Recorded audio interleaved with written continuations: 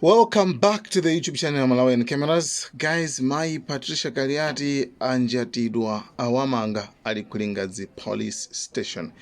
Nkhani yake ndiona kuti iwowa akuzengedwa mlandu wa conspiracy of acting felony.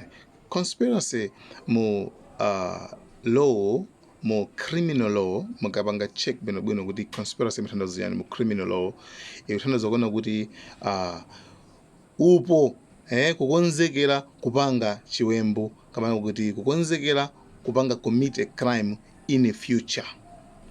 Therefore details ambiri tilibe